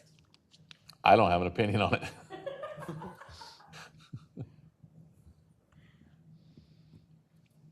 Is that, I mean, is it something that Comprehensive plan should be, Functions? I think, more big picture. That gets a little specific. that's, yeah, I agree, Ron. I was waiting for you to say it first. Okay. How do we feel? Do we need to be that specific in our comp plan? We do or we don't? We do, we don't want. No, it's too specific. Yeah, get it out. Gotcha. On to the next. Okay. What, and don't we have policy? Danielle got really agreeable. Ordinances already in place for. We already animal have control, all of that. So why do you have it in there? It really isn't a comprehensive plan. It's not adding anything to Okay. it, yeah. Not denying there might be an issue with it, just don't feel like it should be in the comp plan. I think it's what yeah, we're saying. yeah. All right. Yeah, for sure. Okay, move on. That's what I was thinking too, so good to hear. Next one, the city wants to create an impression of Othello from the highways. The city wants to be seen as a pleasant place with remarkable landmarks and gateways. Again, back to that kind of gateway concept. So, is this about enhancing gateways and connections to regional transportation? I think the other comment is, I think this was in the transportation section of the comp plan, and it seems more like an economic development or identity type of statement. But we'll deal with that later. But is that something that's still important? Do we want to create that impression from the highways? Do we want to be seen as a pleasant place with remarkable landmarks and gateways, as the comp plan currently says? I don't have a problem with that statement, but Yeah. I don't know if it's in the right place or not. Well, I think it's a fine statement. Yeah, and we can worry about the placement of it, but just wanted to see if it's still important, then we can totally keep it. I, for one, like the statement. I don't have anything against it. What do you guys feel? Yeah. Do we got to vote on each one? Agreed. Go. I will never want to be Agreed. told Go. Simmons just keeps on going. Didn't even ask us for our opinion. Agreed, go. Would you like me to speak for the rest of you from now on? Sounds like we're good. Great. Next one is areas of the city directly visible from a state highway must be maintained in a manner that reflects the city in a positive way to the traveling public on the highway. So this one I think is a similar idea Redundant. as 4.4.2, but I don't know if it sets expectations too high, and I don't know what maintained in a manner that reflects the city. I like in a the staff positive way. recommendation, the first word. Remove. Yep. We do beautification, we do so much on that already that Okay, great. I do have a question about that. If the city is serious about achieving that, shouldn't it also be willing to purchase and develop specific parklands to enhance that appearance that we want? Or are we going to strong arm a developer into doing it? Right. Well, I think that's kind of back to the point we were discussing earlier, is how much is city impression on the city versus on developers? That would go back to our beautification requirements, though. So I mean, we have requirements for developers anyways on what beautification standards need to be put in. Yep. So we're already meeting the mark on that. We've gone over that beautification point system, and it's great. If you guys like to look at it, it took us forever to do it and figure out the point system, but yeah, we require a certain amount of trees and bushes, and the big, beautiful red pots you see outside get you X amount of points when you purchase them, so I feel like we're already kind of And the city keeping an should probably identity. consider this when they're looking to purchase land for a park too, then. To not put it all on developers. Is that what Dom was saying? Okay. Okay, next one. Prioritize infrastructure development in advance of need, anticipate needs, and coordinate city infrastructure with economic development opportunities. We said it's worth a discussion about whether the city is willing to provide infrastructure in advance of development or whether this is the developer's responsibility. Isn't that question about money? About where do you find prior money before development takes place? Right. So I think there's often a tension with, with developers saying, how much are we as the developer responsible for, putting in infrastructure, and how much of that is the city's responsibility. So I think it's always a balance. I think it's fair to have some responsibility on both sides, but when you're talking about in advance of need, if the city puts in infrastructure, that could facilitate development, but it is also then a cost to the city. I'm for that, but it's always going to be based on how much money is available. So I like the idea of that, but I also understand that sometimes there's not the money to do it. And so you can't do something if you don't have the money. I guess you could go to a bond or something like that, but then that's up to the voters. Right. Gina. I was going to say that when it comes to something like that, you always hear development pays for development. And then you also have the other side where cities go in and they put in all the infrastructure and then it sits there and waits for somebody to come in and develop it. I personally am kind of somewhere in between. I think that, like you said, it should be a combination of the two. But from what this statement says, it sounds like they're saying that you're basically putting in infrastructure, and in that case, the residents are subsidizing development. And is that really fair to our taxpayers? I have to agree a little bit with Eugene at the end there. I feel like this doesn't align with the fact that we are a rural community, and that means we should be even more cautious with taxpayer money. I mean, we don't have to, we're not again, rural, right? So we're under what the standard of living is for a lot of communities. So this one for me feels like it doesn't make sense because it doesn't fit Othello. Yeah, a lot of times when you see those developments that go in, the city goes in and puts in all the infrastructure, all the roads, all the connections are sitting there ready for somebody to come in and build. That tends to be, you see those in the bigger cities where they have more tax base, Yeah. more available monies for that type of thing. Whereas here, it becomes a drain on the taxpayers. And what they should have to subsidize for development. I agree that it can, but that's still up to the city council to determine how much can we do. And if we're talking, I'm not talking, like, let's say the big city says we're going to build out 20 commercial lots. We're going to have all the roads ready for them. But Othello might be able to say, we're gonna do that for 5, for 3. And like I And then said, it brings developers, that increases the tax base, Yes. and then it can keep happening. So I like the idea that yeah.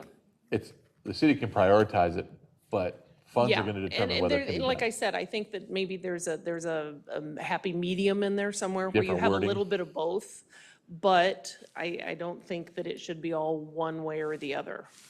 So if that was worded to where it can show that the city would like to prioritize that as long as, with keeping in mind budgetary constraints or something like that, maybe it could be worded differently. Is that- My issue with the statement is the word prioritize, because it's really not a priority. I think you could say, consider putting in infrastructure to help promote development. Sure. You know, but the word for me that catches me is prioritize, Yeah. because we're not prioritizing that. If we have available funds, we have so much else. Keep in mind, this is our That- current plan, and Right. we're not prioritizing, so a different word probably would fit more with what we're willing to do right now anyways. Right. I mean, if you had to have the city say, what are our priorities right now with available funds? That's not gonna be one of them right now. Okay. So reword that to maybe make it look like Yeah, we're not against it, but Right. we understand we have constraints. it's a consideration, but I agree. I think the prioritized language could Okay. strong. So great. Even ask you guys this time, you happy? We've already discussed the next one, which is about the industrial wastewater.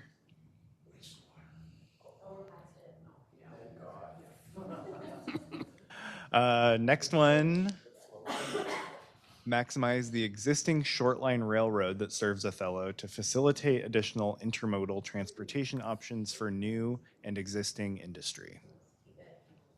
Keith, Now, how do you do that? why do you need it? How do you do it? What do you mean? How do you do it? What How do you influence? maximize the railroad? There's 2 ways you're gonna do it realistically. You're gonna either extend your industrial north along the rail line, or you're gonna put in a rail loop. Okay. That's what you're gonna do. Because you're not gonna go across that canal. So the city would do that? Huh? The city would do the rail loop? I would extend it industrial along the rail line. McCain's already owns land past that they're, so Well, who, that's where they're gonna So build just, the it's next a one. zoning thing. Huh? It's a zoning thing and a growth map thing. What's that? It's a growth map and the zoning thing then.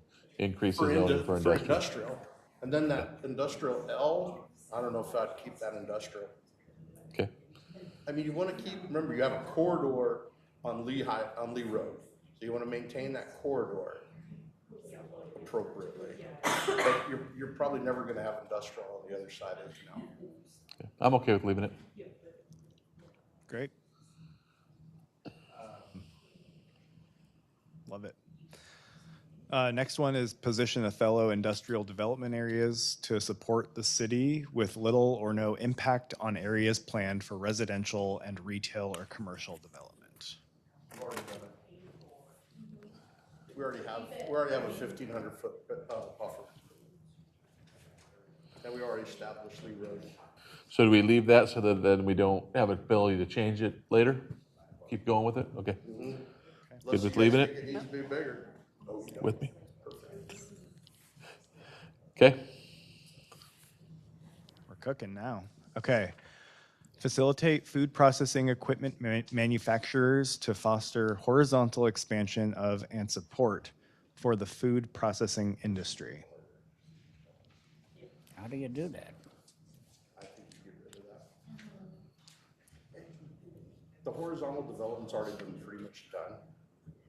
I mean, you're looking primarily at McCain's and Simplot. McCain's has bought another piece of property farther to the north for their next plant. I can't tell you when they're gonna build it, but they will build another one to the north of.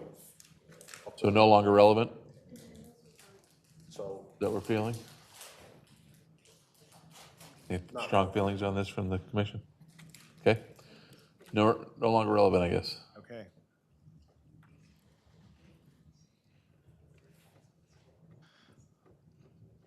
Page 3.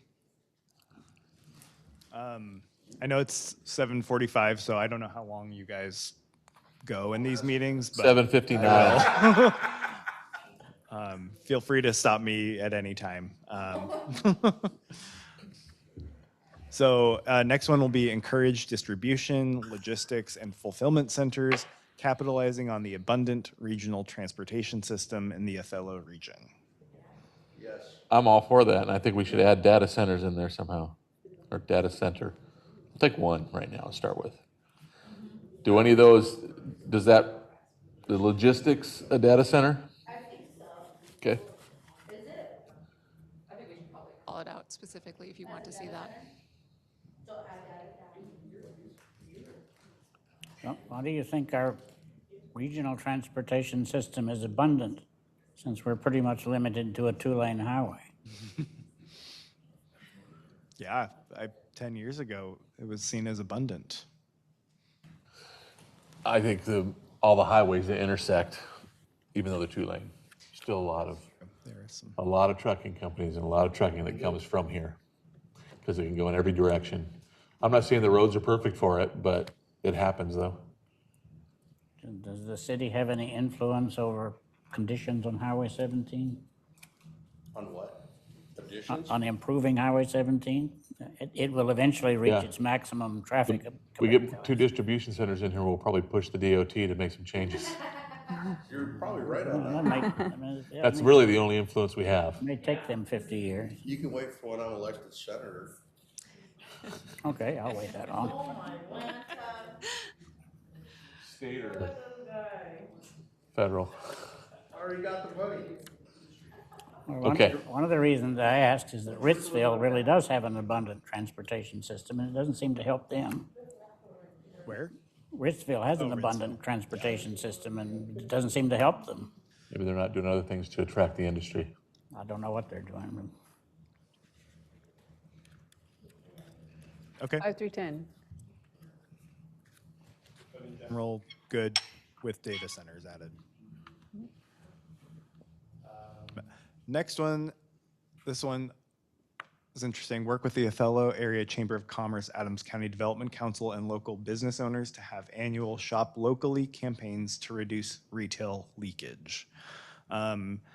This one does seem more specific, like an action item type thing. I don't know if it belongs as a policy, but I also didn't know if that was something that is active or being worked on or. We did it every year for the last 12 years, you know that? Okay, Yeah, I don't think that should be there. yeah, we do this. so already accomplished. Yeah, go. It's gone. And we don't need anything to support future efforts on this? Or we're confident that it'll continue? Okay, When I said it happens every year. great. And the businesses all take part of it. Yeah. Okay. Actively participate in economic development efforts, including partnerships, recruiting efforts, and attendance of conventions. I think economic development efforts are important. I don't know if this is a helpful policy the way it's currently worded. Partnerships. In there. All of it, so that left column, that's all in I there. think somebody wanted to go to more free. You guys can laugh all you want. I guarantee that's why that was. Actually, I think it was probably put in there so that the city started attending some of the things like in Las Vegas where the businesses are there and trying to, The promotion one? yeah, to try to promote Othello as a place for those types of businesses. Where again? Like Las Vegas is one of the big conventions. But it's like restaurants, small restaurants, grocery stores, box stores. Those are, But I feel like Well- if this, we've gotten interest, but we haven't gotten anybody yet. I feel like if this isn't more specific, then it's really like Chris, I mean, you're gonna interpret it the way we did, like, what? We're already attending lots of conventions. Staff is, council is, the mayor is, so you either be more specific or just get rid of it. Yeah. I say, get rid of it.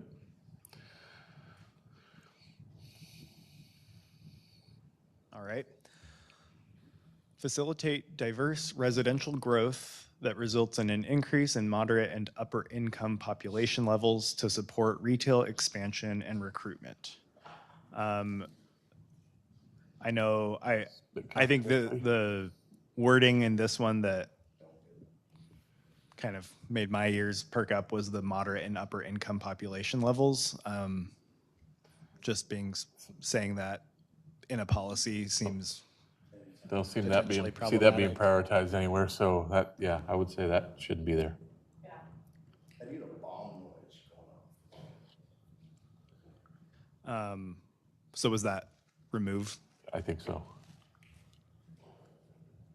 I didn't hear that in any of our vision planning at all. How does that serve the vision? doesn't fit Othello. There you go. Oh, see, got to use it. How does that serve the vision? We haven't adopted one yet. How long we do? Doesn't matter, it doesn't fit Othello. Five, five? Yep, Really? What? 5.5. Develop a sense of place to increase civic and community involvement and expand visitor traffic and tourism in the Othello region. So I like this, and I think this came up a lot in the vision statement, but isn't the vision statement going to take care of that? Does it need to be that more specific, like the recommendation is? Yeah, this one is a goal, I think, Yes. yes. I think in our vision, we got more specific. If that's how it should look. Yeah, I think, There were a lot of ideas thrown out that fit that. yeah. Well, I think in general, this one seems, I think it's a good thing to keep the idea in the comp plan. And I think it's a good thing to keep as a goal. I think,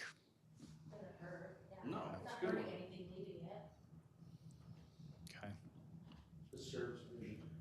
And just make sure that we're No, we don't have it. expanding on that. Foster expansion of the Othello beautification project to include all points of entry into Othello, First Avenue, and Broadway Avenue. Is this completed? Isn't this completed? So the street lighting, And we already got it in the standards in our, Yes. whatchamacallit. Our requirements. so landscaping, we have Landscaping. requirements for Yeah, for landscaping. So it's there.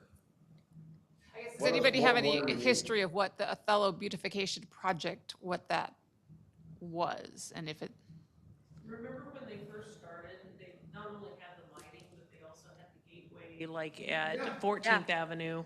We had the updated So, sign, yeah, the we had that Welcome to big s- Othello sign yeah. was done. They were talking about putting, the big sign in the middle of the road and that kind Mm-hmm. of arched over. They were talking about gateway beautification, but Right. I don't know that, like it says, I don't know that beautification is really active anymore. No, I got lots of things. Is beautification done for Main Street? And where else would it need? The lighting is done, but I don't know. But nothing else with there was some more stuff they wanted to Big do. red barrels. Yeah, and those go towards your Red point pots. system too. Yeah, that's what I'm saying. It's already there. So, but at First Avenue and Broadway also. Yeah, so they're looking at the gateway areas where you're coming into town. I don't see how this would hurt leaving it. It would give a goal for those areas you could come back to. And hope that as commercial expands, you're not just giving up on the beautification side of Yeah, that. so if you leave it, even if you leave it specifically as written, Well, it's a really good thing to come back to. All right, you win.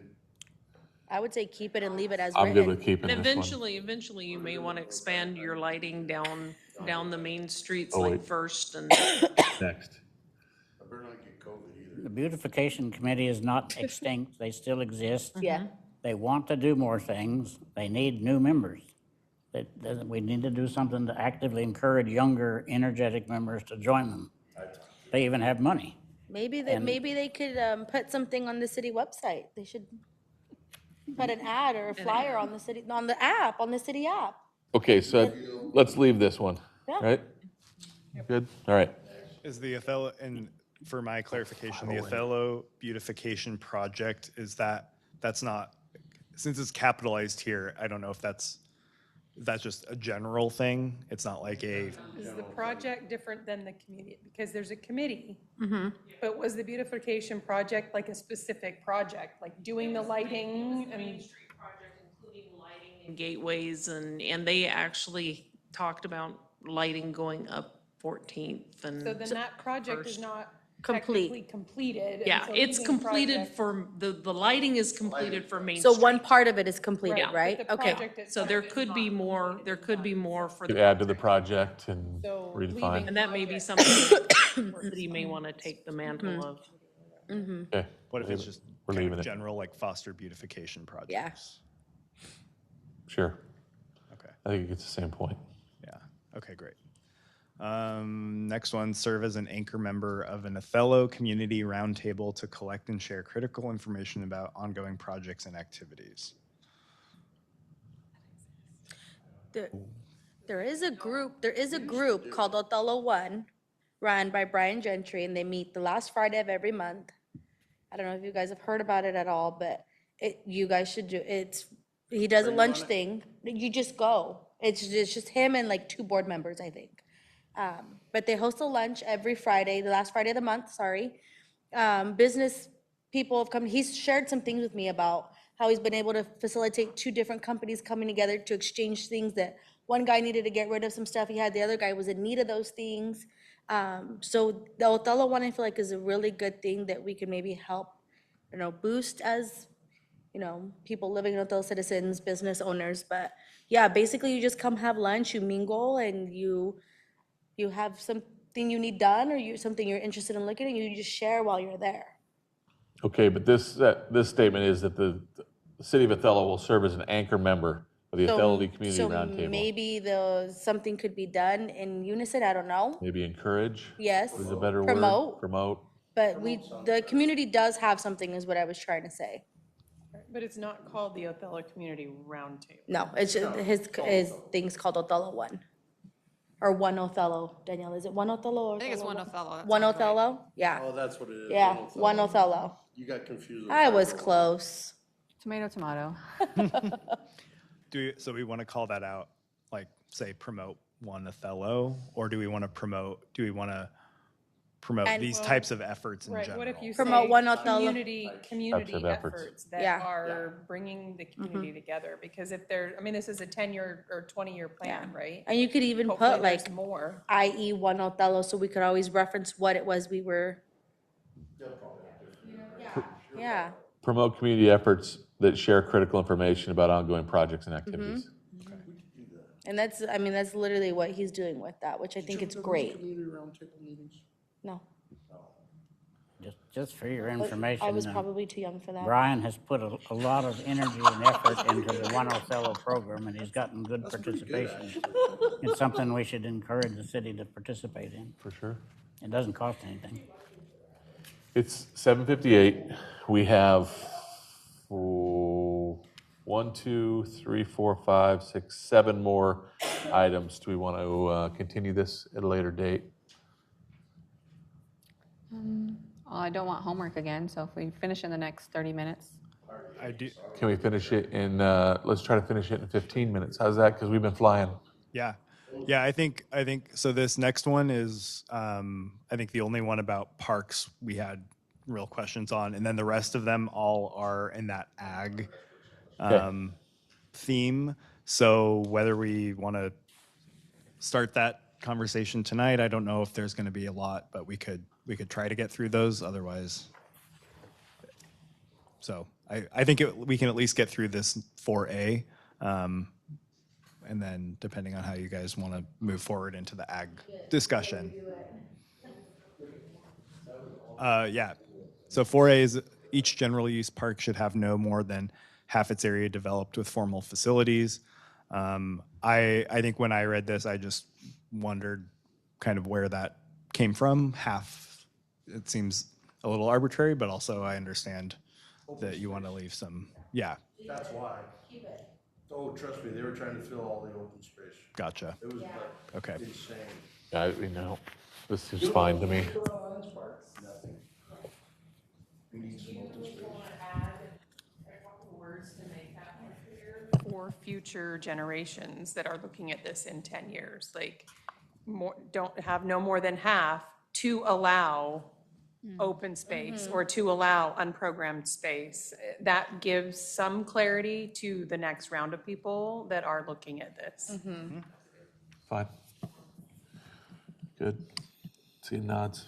We like it. 7.1? 7.1 line up with what you were gonna change in the one right above to protect prime ag land? So then is this needed if you're gonna change that one from the page I don't know how before? we do, how are we doing that? Yeah. How can we, as a city, protect prime ag land from Yeah. development? I don't understand. That's why I'm saying if he's already gonna change that upper one, just get rid of this one. Well, there's a whole ag section. It's not Um, just, Well, I meant that first one. I- Oh, but all of them probably say all prime these- ag. Yeah. right. Yeah. They're all This- about prime ag. It's not the city's, I don't even think the city has the ability, let alone being in their job. Yeah. So I think Essentially, what the city could do is just say, no, we're not gonna allow that to be annexed because we feel it's prime ag, and I just don't know, that's a function of the city anyways, No, yeah, I agree with Rob. right? Yeah, that's just me, I don't like So you're it. gonna get rid of the next three, Rob? Well, if they all are on that same line, I don't understand why, how it's the city's job. 7.11. could, so one of the things we provide here in our notes, because I think we were running into some issues with, okay, how much do we want to really discuss prime ag in a city comp plan? So we said, what about instead a goal or policy set to provide protective transitions on the city outskirts to protect county-managed ag lands? So that's where, you know, we could kind of explore a different type of land use transition on city outskirts. We're not encroaching on ag lands, but it is still, if it's within the city, it's kind of up to you guys how you want to So handle if we that. protect it by zoning, but then one day say, man, we've run out of a place to grow, but now we don't really want, we gotta skip and start residential on the other side of that industrial area, we've kind of locked ourselves into a decision that doesn't make sense to me. Maybe someone can help clarify that for me. I feel like prime ag land is gonna be protected by agriculture and how much money they're making off of it. Yep. And But that's it. also, as development gets closer, then that also, that causes problems on both sides. It causes problems for the people living there and also for the farmers when you get those things too close together. I would say when Othello came up to Fourth Avenue, it was bordering prime ag land at the time. And so it's always been a decision, but someone didn't say, well, let's protect it by putting in an industrial area here. Not an industrial area, but Or just like a separation, a buffer. what would the buffer look like? Oh, that's a good question. Trail. Runway? Bob, finally. Woohoo! No, there's a lot of different options, but I think Benton County has one, that if the city gets up to some, productive farm ground, they have to stay 300 feet away from it. I mean, so the buffer is what's huge for, valuable, well, with prime ag, general ag, whatever, but the buffer, I mean, as soon as you put a house, right next, 30 feet from prime ag, they gotta quit spraying. I mean, they gotta quit farming. So it's a 300-foot buffer. I mean, we have that right now in the county. When you put a house out in prime ag, it has to be 300 feet from your property line so you don't affect the neighboring property. So that makes sense to me then. So, but at some point, then that person who owns that ag land says, I'm ready to sell this to a developer. Now Yes. that buffer zone goes away and the city can then move up to it. So is this more about city future planning boundaries then? And I have a, And if we just word it so that our planning for the future boundaries of the city will take into consideration prime ag, that's really all we're talking about here, right? I think we Instead, we have we did 5 three. sections that get very specific. Right. No, I think buffering, if you can somehow, buffer the prime ag to where it doesn't affect their farming. That makes sense to me, Bob, what And you're saying, yeah. And that way it keeps moving as the city goes, that buffer keeps moving. I mean, Yeah. so it stays there. Gotcha. So something like that would be helpful. Didn't we discuss a buffer for heavy industry? And we had set it off of the disruption that it would cause on residential. And I don't remember what we set it to, but couldn't we use that same buffer we already have here? Maybe make it a less, yeah. But we have something like that already. I just don't remember what we set it to. But that was for heavy industry. So couldn't we set one for ag? Well, specifics would be in zoning, right? But just a general statement here in our goals and policies that there will be a buffer. Right. And the specifics of the buffer would be in the, And yes, There. and we just set a buffer like 2 years ago. okay? What we did is we zoned light industrial in between the heavy industrial and residential. To transition as of the buffer, right? Yeah, so it wasn't setting a buffer, it was the depth of that light industrial zone. Okay, so couldn't we just do something like that in a roundabout way to fix this? And talking about maybe just as as our future growth map, prime ag land will be considered and buffer zones be incorporated into that. Is that good enough? Yeah, that works, but I mean, you'll set it later in your code. And it's gonna be how close a house can get to ag lands, so they don't get sprayed by a crop duster. And so that, then it's not just prime ag though, because there's, lots of working farmland that's not I think prime it's land. all ag, yeah, I agree with you. Yeah, you don't want, people getting sprayed with crop dusters, they get kind of tested. I'm just thinking of that piece of property that's right now east of Walmart that I believe is Ochoa's, that's not getting developed, but everything across Main Street is gonna get developed. That's affecting that circle there then, isn't it? The what? Which one? The one next to it? on the East other of side? Schmitz So we'll have to buffer that a little bit. that borders 17. But there's no buffer because all you got is Main Street. And on the other side of Main Street, there's gonna be commercial businesses being put in. So what's the buffer there? On which side? North side? The north side? Well, north side, Lee Road. No, No, he's talking north of Main Street. North side of Main Street North where of there's Main gonna be Street. commercial being So I'm sorry, developed. what are you talking about? What's the buffer from the across Main Street, bordering Highway 17 and bordering Schmitz land, that circle right there? What's the buffer from the commercial that's gonna be going in down 14th? That involves you. Not on ag land. No, you're talking about when it gets developed, what will the buffer be for the highway that's currently there now? I thought we talked about that there would have to be commercials that, but it was like we talked about this. Commercial where? What's the buffer right now for Taco Bell and the fact that AJ's Another is right commercial across has the- to go there that's, Yeah. you across the understand. street? What's you the have to buffer? put a commercial there. I'm just saying, before that was annexed, it was just a circle Mm-hmm. across the street from Taco Bell. Nothing. There's no buffer. No. Because it's commercial, not residential. So the buffer would only take, So what he's talking about is, How about the house that's right there on Schmidt's property that's right across the street from it? but why was it done? That was annexed later, I guess. Yeah, That was it was county. annexed later, yeah. grandfather. Okay. He turned it into a market. So, wait, yeah, but he also turned it into a market too. So, I mean, he ran a business out of it as well. I don't think he was, Well, it's probably considered commercial now.